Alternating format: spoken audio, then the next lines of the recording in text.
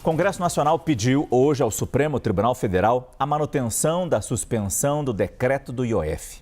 A manifestação vem às vésperas da audiência convocada pelo ministro Alexandre de Moraes para buscar uma solução para o impasse. Vamos a Brasília ao vivo com as informações da repórter Gabriela Prado. Gabriela, boa noite.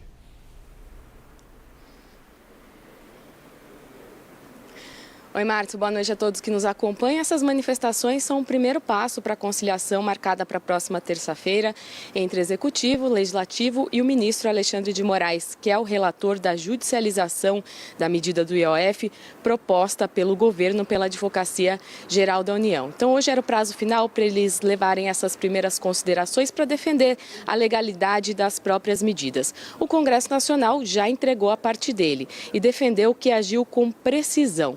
Porque, segundo o Congresso Nacional, decretos feitos pelo presidente servem como um ato para a regulamentação de uma medida.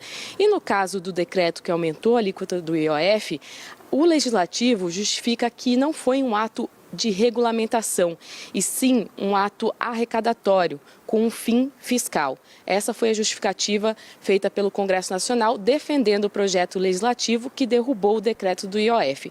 O governo deve ir no mesmo caminho de defender o próprio decreto, dizer que é uma medida de prerrogativa do presidente da República e que ele está dentro da Constituição. A partir dessas considerações, próxima terça-feira a conciliação, e aí vamos poder ver se vai sair algum tipo de acordo já nessa primeira reunião.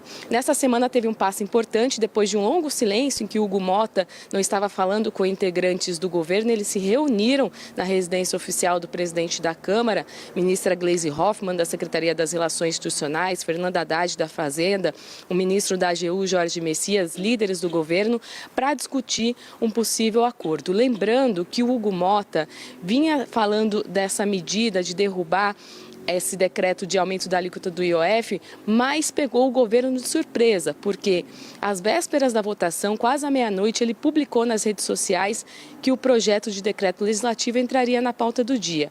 Aí foi uma votação massacrante na Câmara dos Deputados. Assim que foi aprovado lá, seguiu para o Senado Federal, Davi Alcolumbre já pôs na pauta, e então a medida de aumento do IOF foi derrubada. O governo partiu para a judicialização e abriu essa crise entre o Executivo e o Legislativo. A nossa âncora do Bastidores CNN, a Tainá Falcão, trouxe uma apuração que já há um caminho para um acordo, talvez um caminho do meio nessa disputa entre os dois poderes. O Congresso Nacional está avaliando, por exemplo, que pode aceitar com que o governo aumente o IOF para aquelas operações em que o imposto já incidia, mas retirar do decreto as novas operações que iriam ter a alíquota do IOF. A gente está falando de risco sacado e de VGBL, que é uma espécie de previdência privada. No governo federal, essa é até uma medida bem vista, mas a gente vai ter que ver como vão avançar essas negociações na semana que vem. Vai ser uma semana movimentada. Volto com você, Márcio.